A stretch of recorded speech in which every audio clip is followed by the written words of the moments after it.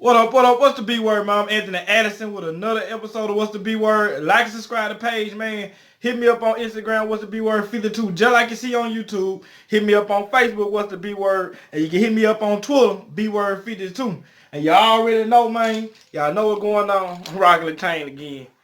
Baltimore Raven fan, man. Raven Nation stand up.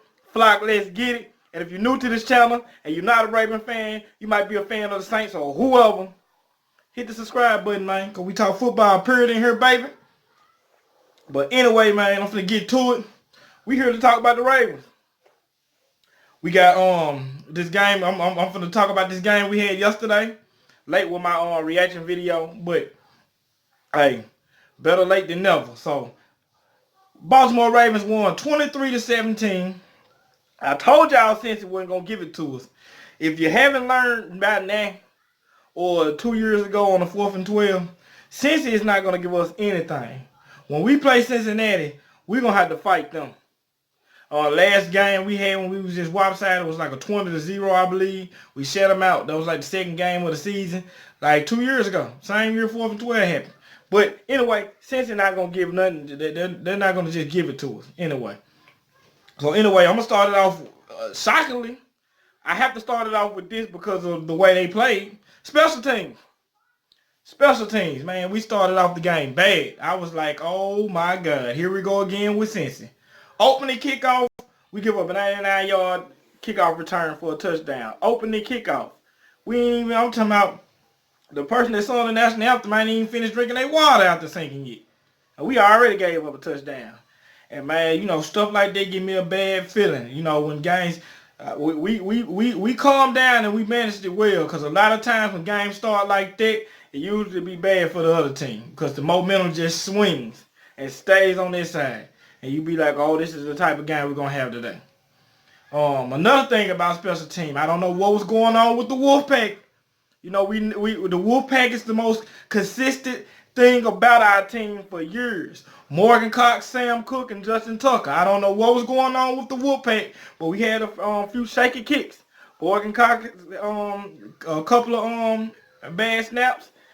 Sam Cook, kind of ugly holes, but hey, luck was on our side. The football gods was like, hey, this Justin Tucker, man, we took one from him in New Orleans, so we gonna go on, give him that one. Y'all know the one that hit the left upright. Boom, boom, came in. Football guys was on our side. Punt coverage was pretty good, to my knowledge. If I remember, punt coverage was pretty good. We didn't do nothing on kickoff return, really. Not that I remember. I don't even know if we got to come out the end zone. Did we? I can't remember, y'all. That was yesterday. But that's about it for special teams. Special teams, it's unusual for us to be worried about special teams during the game, but everybody has a funky game from time to time, man. I'm just glad that it wasn't just so bad that it cost us the game. Justin Tucker got the field goals in. They kickoff return for a touchdown though. Ugh. I didn't like that. How I was feeling after that is we need to kick it out the back of the end zone every time then. But we just stuck to who we was. Justin kept trying to drop it at the 1, so our kick coverage can get him pinned at the 15. So it is what it is, man. Can't be mad at somebody for doing what we, what we good at. So anyway, now I'm gonna go to the offense. The offense played pretty well. The play column was nice compared to the last few weeks. We stuck to our game plan. We stuck to our identity. We ran the football. We forced it down their throat. We pounded. We wasn't gashing them for big runs. It was more mainly Lamar gashing them for the big runs. But still, that's just another aspect of our running game. And we used it, and it got us to win pretty much. The time of possession was lopsided. I had to click on the laptop and see what the time of possession was, but I could just tell that it was lopsided by the way we was orchestrating long drives and stuff like that. Lamar in the passing game went 21 for 33, 236 yards, no touchdowns, no INTs. He was only sacked one time with a QBR 86.6. That's a decent game right there. It wasn't mind-blowing stats and stuff like that in the passing game, but that was a decent game. He didn't lose us the game, The passes that he needed to make, he made. A lot of people try to give him a hard time about that Willie Snead pass, but truth was Willie Snead had broke his route off. He didn't run his route all the way through. Lamar was leading him forward. Lamar did the right thing. He was leading him on to catch that ball and go for a touchdown. If Willie didn't break off his route, that would have been 6. So, got to do better at that, man. Communication thing, man. We got to get that down pat. Let me see. Mark Andrews, 6 receptions, 99 yards, average 16.5 per catch. Miles Borkins got 2 catches. Seth Roberts got 2 catches. Mark Ingram got 2 catches. Nick Boyle got 2. Chris Moore got 2. Willie Snead got 3. Pat Ricard got 1. And Hayden Hurst got 1. Now, the difference between last week and this week, even though it wasn't like we were just giving a lot of receivers, a lot of targets. I mean, Mark Andrews going to get the boatload of the targets because that's Lamar's favorite target. But man, I just like the fact that we kind of gave other guys a shot though. Even though we're Hollywood down, I mean that's why I was kind of saying in my head, Hollywood being out this game would probably be a good thing. Not as far as like the team being better, but as far as kind of forcing Lamar's hand into spreading the ball to other receivers. And it kind of did. I mean, it wasn't like he was feeding it to other receivers, but we didn't pass the ball just like we passed it. But Mark Andrews got most of those receptions, 21 completions. Mark Andrews had 6, and Lamar gave him 8 attempts. He led the team in the targets.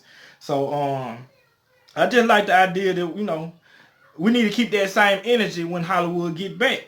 You know what I'm saying? Hit other guys.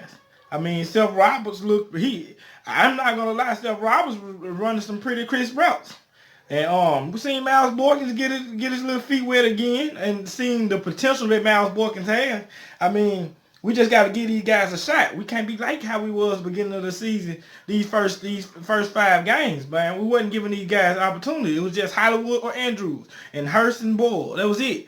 I think last week I counted 2 receivers getting targeted last week, and that's not acceptable. So what I seen yesterday is more of what we need to see. You know what I'm saying?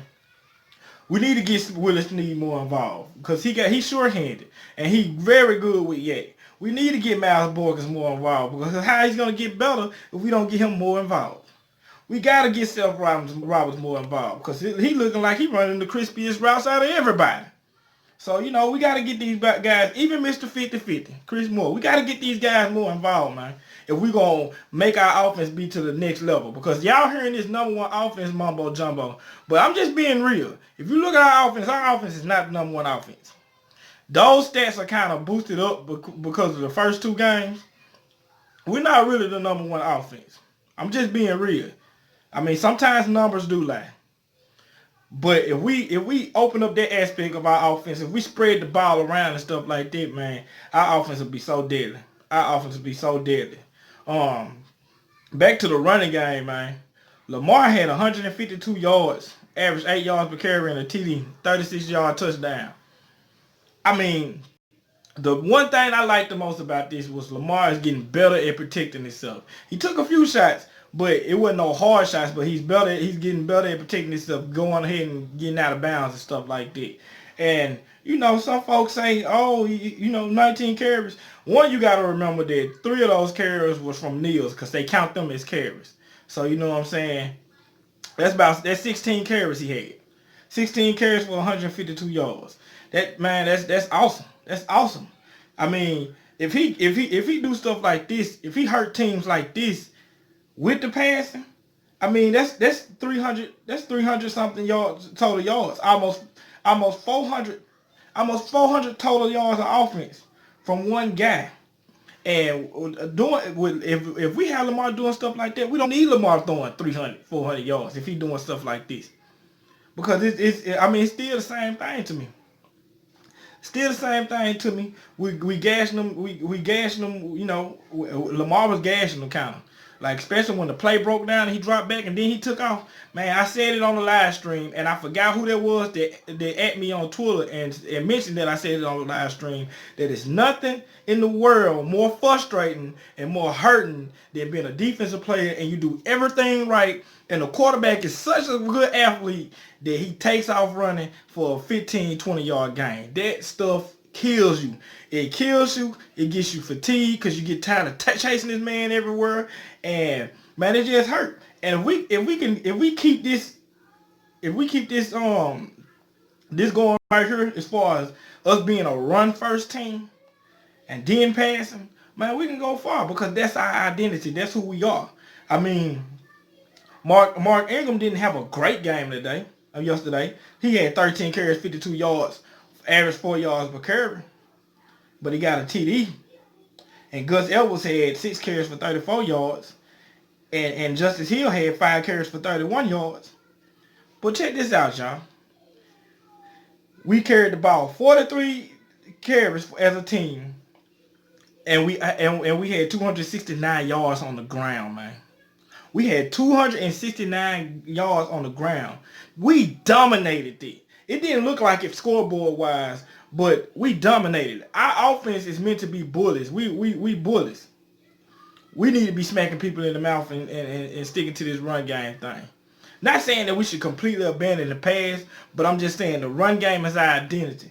And with our defense, you know, even though they played a little better these last 2 weeks, that helps them out, keeps them fresh, and the less possessions that they gotta be on the field, the less chances of them messing up. You know what I'm saying? Less chances of them messing up. So we gotta stick to this. We gotta stick to this thing because if you remember, you know, last year when we was doing this, we had the same defense we had with Joe Flacco, and we was what, 4-5. Something like that. I can't remember. It's getting my mind so fast. But then we switched to Lamar and did this time of possession thing and ran the rock thing. And the defense just was like, wow. They was like, man, this defense is something serious. But the reason why was because we was being a defense on offense, first of all, eliminating possessions from the other team offense by keeping the ball so long, playing keep away. And the defense being fresh by us having the ball so long. So we need to stick to this. We need to stick to this scheme because, like, I mean, I know everybody want us to be a high flying offense, and that's what everybody want. But truth of the matter is, that's not us. You know, we just gotta do what's good for us. We just gotta stick to our identity. And to me, the Cleveland game and the Kansas City game, we wasn't being us. Look at the Houston Texans. They ran the ball all on Kansas City, even though Deshaun was doing his thing too. But they was running the ball, and look what happened. Just look what happened. Same thing with the Colts. They played Kansas City. They ran the ball. Man, we supposed to win that game. I'm not even gonna go back to that.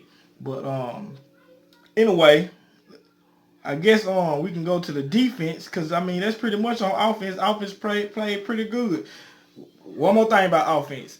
I really wish our tight ends would stay on the ground. I mean, it's working my nerves now, and that cost us. That was a costly fumble, man, because we was moving. We did better with turnovers this week, but I'm just saying, man, we gotta stay on the ground, man. We haven't. That's how you get hurt, man. I know it looks cool, and you be trying to get extra yards and all that, but that's how you get hurt, man. Getting off that ground, cause it's some cats out in this league, man. They're not gonna play with you when you leap and you coming down. They gonna give you that thing. And if you don't know what that thing is, just go Google what that thing is. But anyway, man, on the defensive side of the ball, man, we played pretty doggone good defense, man. First and foremost, if y'all don't know, but I'm sure y'all do know, Deshaun Elliott is out for the rest of the season with a knee injury. And it hurts. That hurts because we done seen the potential of this guy. We hype about this guy.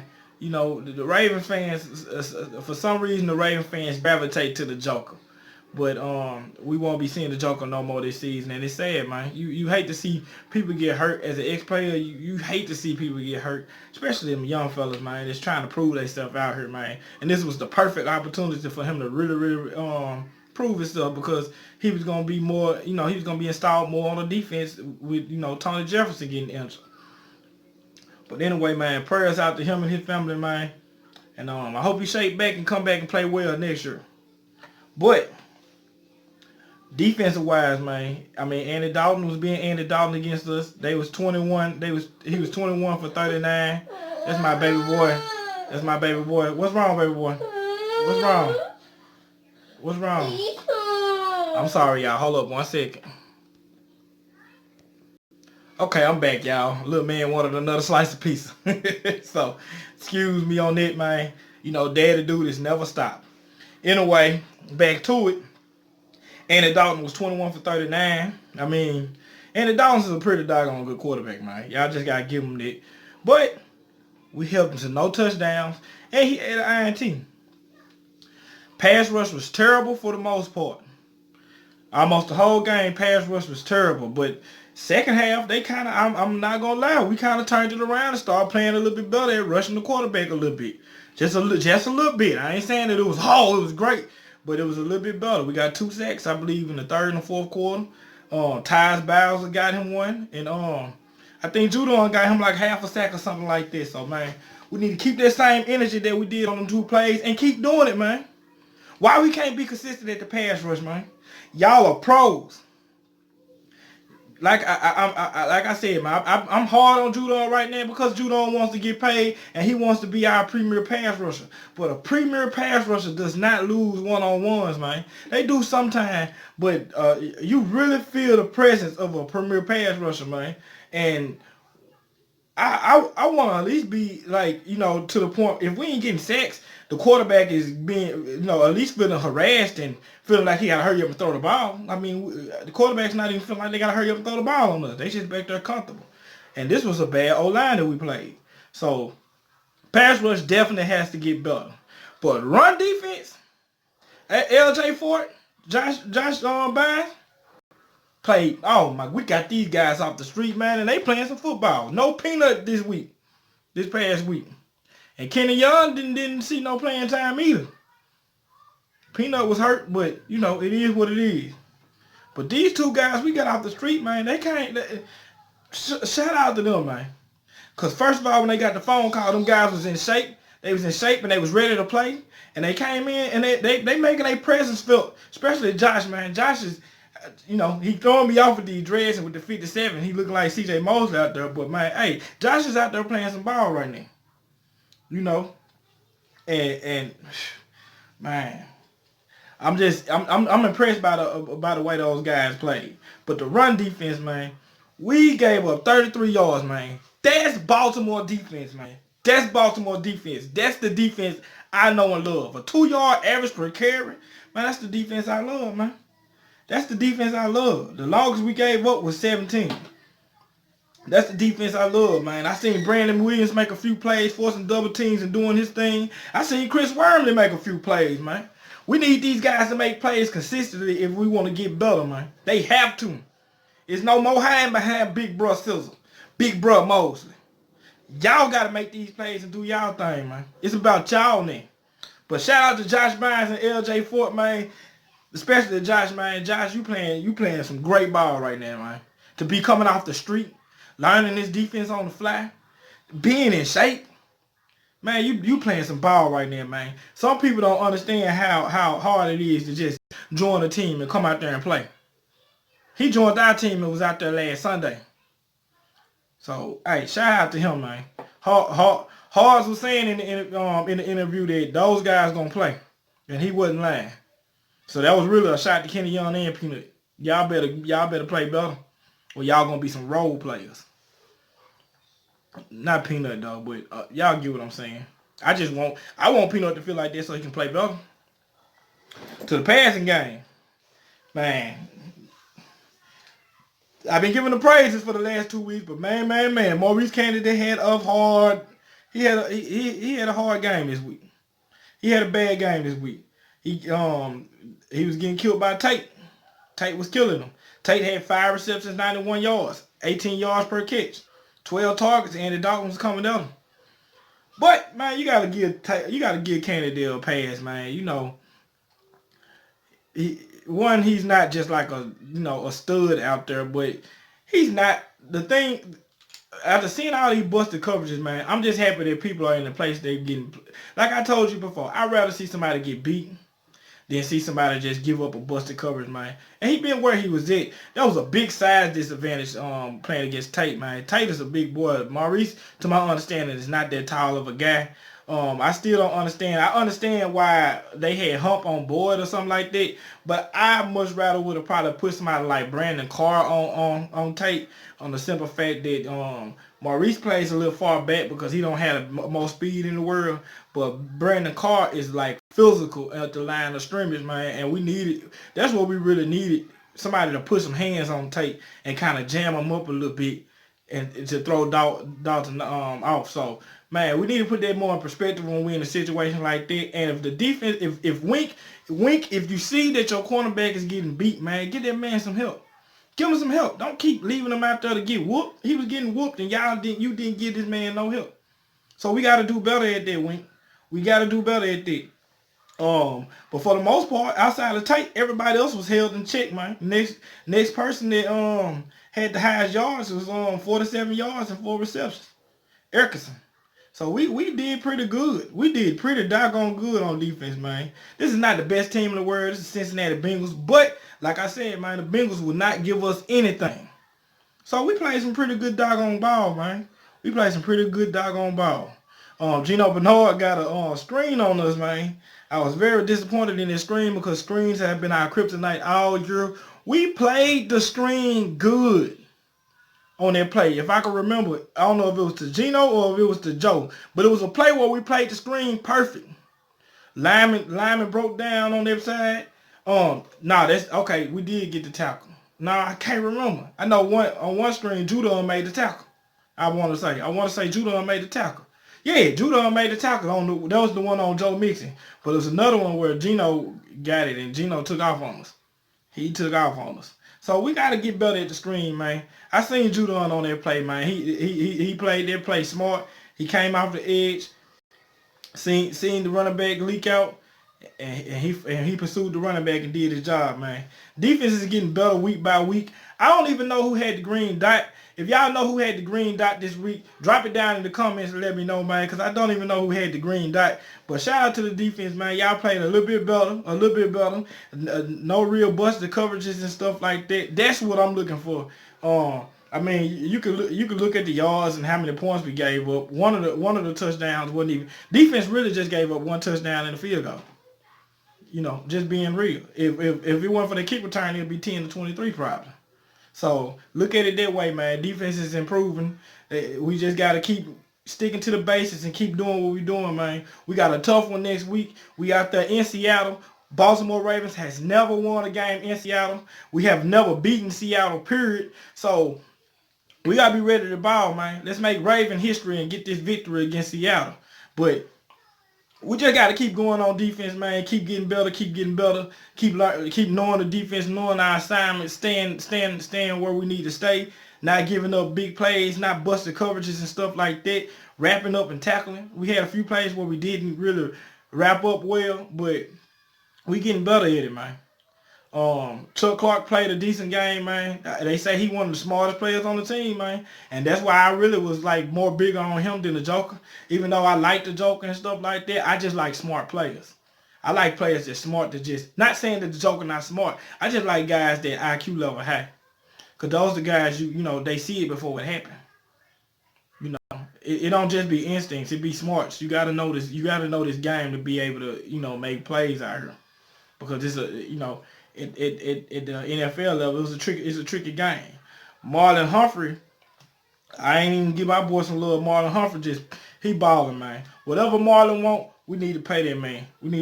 He got a pick off Josh Band tip ball. Good play by Josh on the zone coverage, man. He didn't have nobody right there. He was following the quarterback eyes. Dalton looked that way. He lateral movement to the right, seen the pass, stuck his hand out. Ball tipped his hand and went straight to Hump. So, man, shout out to Josh Bynes, man. I just can't believe that man balling like that, and we just got him off the street. But shout out to Hump too, man. Hump is having himself a season. Hump is having himself a season, man. He really solidifying himself as one of the top corners. But like I said, man, y'all cut Kennedy some slack, man. I mean, you gotta think about it. I mean, it ain't like he just a stud out here, but he been playing pretty good for us. He's playing way better than Anthony Avery. As of right now, I would much rather want Maurice Kennedy than Anthony Avery right now. And that's just real. That's just real. Look at it. Total plays. We had 77 total plays today, 55. 497 total yards today, 250. 11 drives today, 9. Look at it. Time of possession. Look where the time of possession is. Where is it? Where is it? Where is it? We got to clean up them penalties. So we had 10 penalties for 81 yards. 39.4, 42 to 20.18. We almost had the ball 20 minutes more than Cincinnati did. And that comes from running that rock and controlling that clock, man. That's our recipe to win, man. That's our recipe to win in Seattle. To keep Seattle out of that game, we have to keep that offense off their field. We have to make long drives. And we got to make that crowd bored with our running game. Our boring offense. So, that's going to be the recipe, man. Of course, in a couple of days, I'm going to do my week 7 predictions and my preview for the Baltimore-Seattle Seahawks game. So, y'all be looking out for that. Like I said, y'all like and subscribe to the page. Y'all hit me up on Instagram, what's the B word 52, like you see on YouTube. Hit me up on Facebook, what's the B word. Hit me up on Twitter, B word 52. I got a segment called Mailbag Question. And when you inbox me any question about any NFL team, any NFL player, or college, because I watch college ball too. I love me some college ball. And I'm going to post a video and I'm going to answer the true question about it, man. So, man, y'all do that. I like doing mailbag questions. I haven't had down in a minute. And y'all just mess with me. But anyway, I'm finna get back to Daddy Daycare, man, because Daddy Daycare never stops and tend the baby boy, because I know he probably going to come back in here. He probably done with another slice of pizza, because that boy eats fast. By the way, I want to give my baby boy a shout out. His birthday was Saturday, and we went to Incredible Pizza and had a ball. So, shout out to my baby boy. 3rd birthday. And I just love him. But anyway, I'm not trying to get all sentimental on here on y'all, man. Flock, I love y'all, man. This is Anthony Addison. This is what's the B word, man. And I'm out, baby.